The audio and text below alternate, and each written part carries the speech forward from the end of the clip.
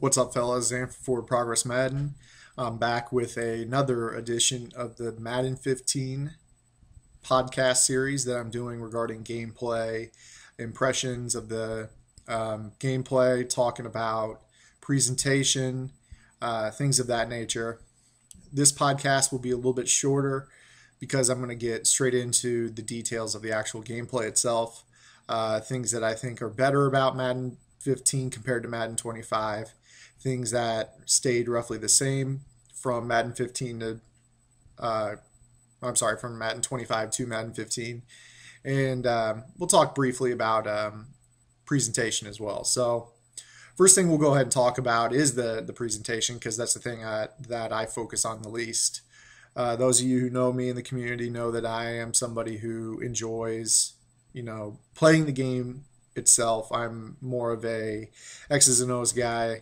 I don't really care if the game looks great as much as I care that it plays great. So, I've always been a person that says I'll take Madden 10 with the weird player figures compared to, Madden 13, which looked a little bit more realistic, but personally I felt it didn't play as well. So enough of my opinions on previous Maddens. Let's talk about what I like about presentation in Madden 15. Now in Madden 15, they totally went from canned animations, celebrations, after play cutscenes to everything being organic, being in natural time.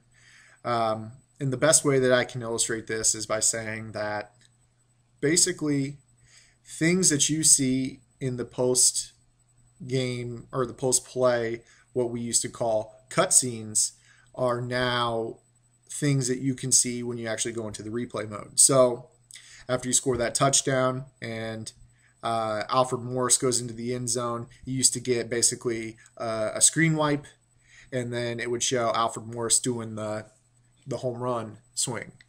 Now you're actually going to see in real time the player enter the end zone, drop the ball, and do his home run swing animation. You'll see Ridley enter the end zone, square off his door, kick it in.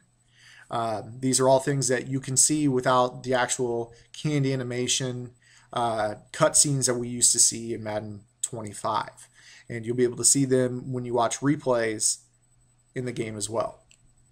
So those are, little things that maybe the hardcore tournament scene isn't into as much, but they are things that do make the game feel aesthetically pleasing. So I do enjoy those, but something I tell most people when they ask me presentation questions is, and I don't mean it to sound, arrogant, but for anybody that plays the game as much as I do, as much as you, the viewer, does play the game, anybody who plays it that much, hundreds of hours put in, multiple days, multiple weeks for some of us play months worth of Madden.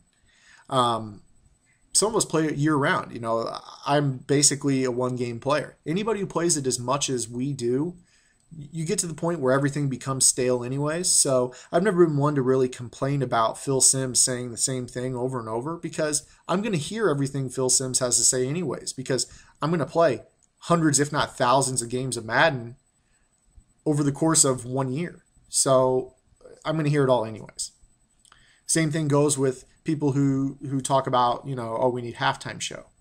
Well, after you see it 6, 7, 8 times, for me, it's really after I see it, 2 or 3 times, that's something I'm going to thumb through anyways, because I'm more about the actual gameplay itself. So there is kind of a halftime show. It basically shows you the main highlights of the half. It'll show you, like I said, those players entering the end zone, doing their home run animation or kicking in the door like Ridley. It's all there. It's all organic. It looks really, really good. But it's something that I'm going to find myself thumbing through anyways. For those of you that are the hardcore CFM players, things of that nature are probably going to be pretty cool to you, so maybe you'll watch them over and over. But it is new and improved, and it does go along with the improved presentation. So, we have this new play call system, or not really a play call system, but play call menu in which instead of having basically, I'm going to point at the screen, the bar at the bottom of the screen to choose your plays horizontally, it's now going to be up and down on the side of the screen. So you're going to have a play call menu on this side of the screen. You're going to have a play call menu on this side of the screen. And in the middle is going to be basically where your live shots go. Now, when I was down there, they had some really cool quarterback close-up animations as they broke the huddle. Those are fantastic. I'm sure you've seen them on E3 footage. It looks really good. You know, the close-ups, you can, it sounds crazy, but you can see Aaron Rodgers' facial hair, you know, individual hairs. It's crazy. Looks awesome. The face scans that they did, where they went to the 32 teams and scanned a lot of players. It's great. You know, some of you have seen screenshots of Kaepernick, screenshots of Andrew Luck. They look really good, really authentic. You can see the players. You know, the rage is Kaepernick's tattoos are now in the game. Real cool. It's authentic. It feels authentic. But as for presentation, that's all I'm going to really touch on because most of you don't come to me to listen to presentation stuff anyways. There's a ton of other YouTube channels that worry about that type of stuff. That's not me. So let's go ahead and talk more about the gameplay. So in the last video, I talked about basically the additions in the metagame, the pre-snap stuff. If you haven't seen the video, I'll post the link at the bottom. Go ahead and go back and watch that. It's a good video. The information in that video, it is a long video, but the information in that video will basically kind of help you understand some of the stuff that I'm talking about today. So let's talk about the gameplay.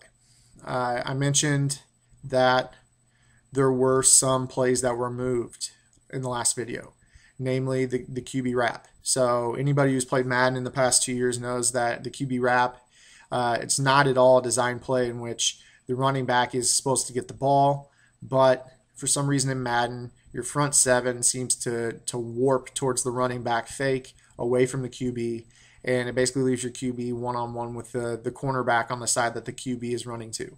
That's been removed in Madden 15. I think it's for the better. I wouldn't mind it returning as long as it was brought back in a manner in which it was more realistic and actually worked. But if you had to choose whether it was in the game or not in the game, I think we would all just assume not deal with the headache of having to deal with a broken QB wrap play. It's something that's banned at tournaments anyways, so it's not really anything I have to deal with. I know that in the Wild West, that is the ranked game community, everything goes. I think it's going to be less of a headache for you guys as well. So, and then of course you league players, I'm sure your league commissioners handle, you know, spamming of over-effective plays anyways. Now, speaking of over-effective plays, anybody who played Madden 25 knows that any perimeter run in which front side guard pulls out to lead for the running back, whether it be Saints Power O, Buck Sweep, Strong Power, tosses, any play in which frontside guard pulls out in front of the running back is an absolute pain in the rear to stop.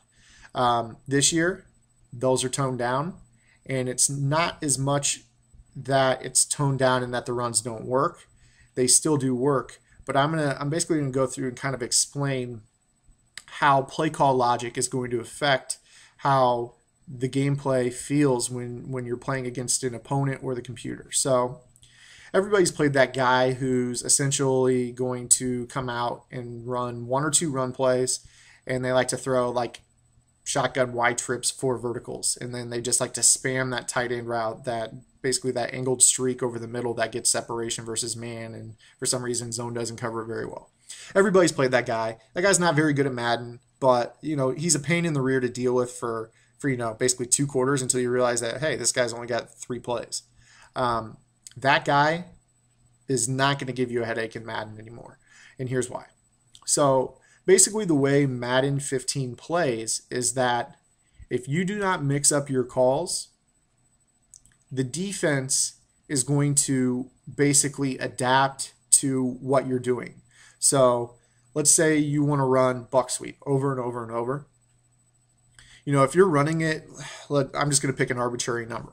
Let's say you run it 10 out of 25 snaps. that is a ratio in which the game is going to say, this guy's really relying on this. Let's start to key in on this run. Players are going to play more aware at the point of attack. They're going to get off blocks better. They're going to read and react, flow to the point of attack better. And you're going to notice the defense basically organically playing better. Now, I do want to preface, or it's not really a preface, but I do want to kind of put a disclaimer on what I'm saying. This does not mean that you can come out in the quarters defense and stop a jumbo run formation that they just keep running power out down your throat. You are still going to lose at the point of attack because you have DBs taking on tight ends and offensive linemen. So that's not to say that you can just sit in quarters defense and the computer will adapt for you. I'm not saying that at all. But if you are a smart player, there are smart players out there. They do exist, believe it or not. There are guys that you will kick the crap out of, but in theory, anybody who's watching that game that doesn't know competitive Madden, they just know X's and O's football, they'll say, well, this guy ran 4.3 under against pro personnel, and he had that sandbacker shading to the outside of the tight end. How did that run get outside? Well, Madden can only explain how that run gets outside at times. But in real life, that person that you were playing that you just destroyed with that run had you beat from a philosophical standpoint.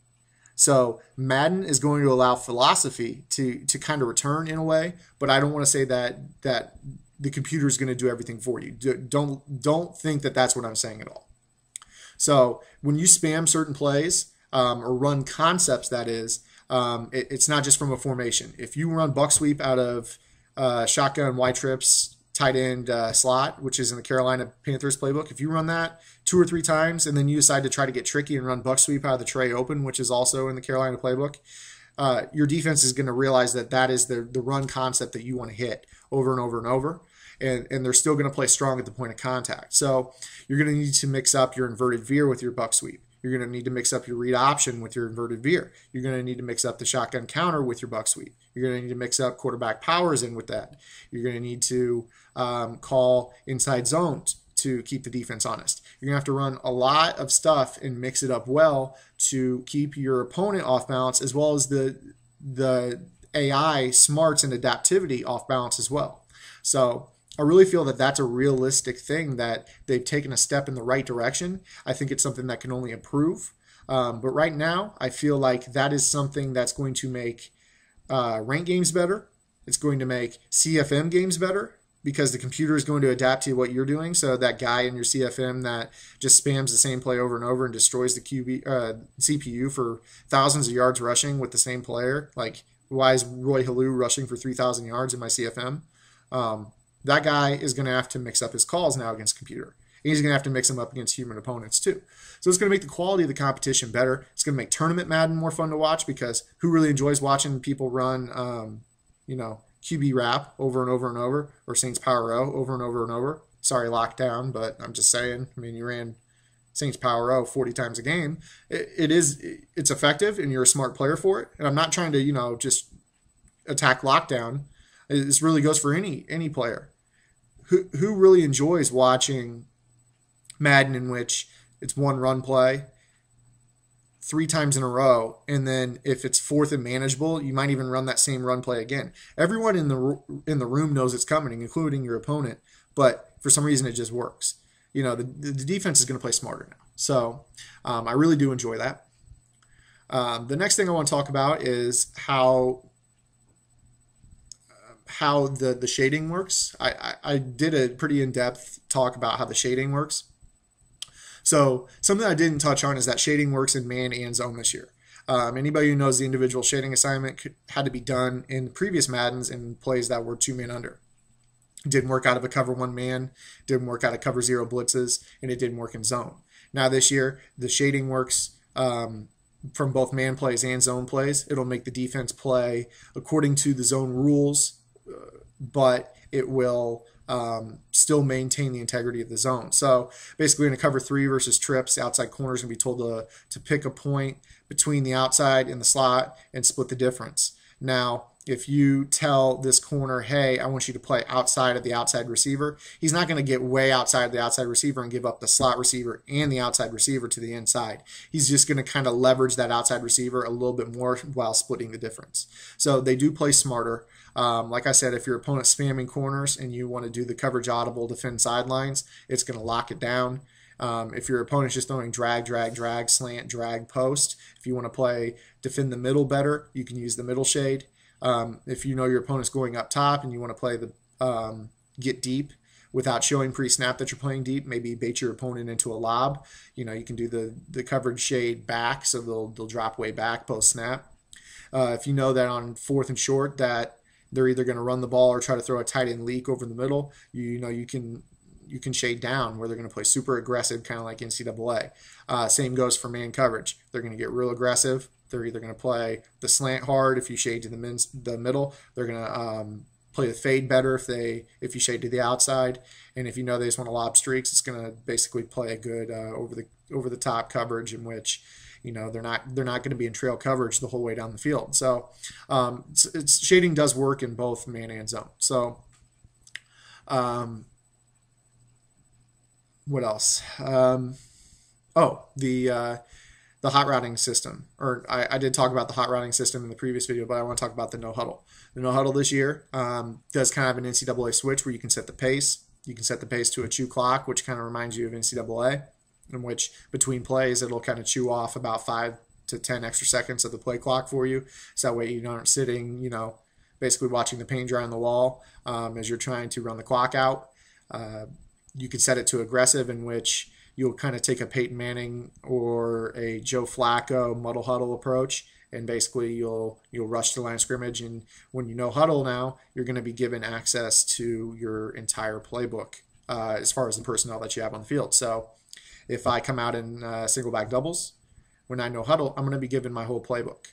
I can go to any play in shotgun doubles or shotgun wide trips. I can choose any play. It's not just the audibles that I have. So that's a nice addition to the game, and it's something that I think people are going to enjoy. It reminds me of the NCAA, the old NCAA no-huddle system. Some people really liked it. I think it's a little bit more authentic because during the muddle huddle, it really does give a faster pace, but Jim Caldwell, when he was was it Jim Caldwell or was it it doesn't even matter. When the Ravens last year were doing the muddle huddle a lot, and the year prior when they won the Super Bowl, they are getting to the line of scrimmage faster, but they were running a variety of plays with that muddle huddle. So it's not just run left, run right, and a pass play type no huddle like we're used to, but you're going to have access to a lot more plays. So that's it for this edition of the Madden 15 Impressions podcast series that I'm doing. I just kind of wanted to elaborate a little bit more on the gameplay itself. Be sure to check out the video that I did earlier this week regarding the metagame, the pre-play adjustment type stuff that's in Madden 15 this coming year, and it'll help you kind of understand what I'm talking about in this video. Be sure to ask me any questions that you may have. I didn't receive a ton of questions. I received a lot of positive feedback about the podcast I did on Monday. Felt like that was it's a real popular thing. I think that video it's only been up for just over 24 hours, and I think it's already at 2,000 views. So people have a thirst for Madden 15, and if you can think of something that I haven't touched on, please don't hesitate to ask me, because I want to touch on things that you guys want to know. So until then, get me some questions, and I will see you guys on Friday with another edition of the Madden 15 podcast series.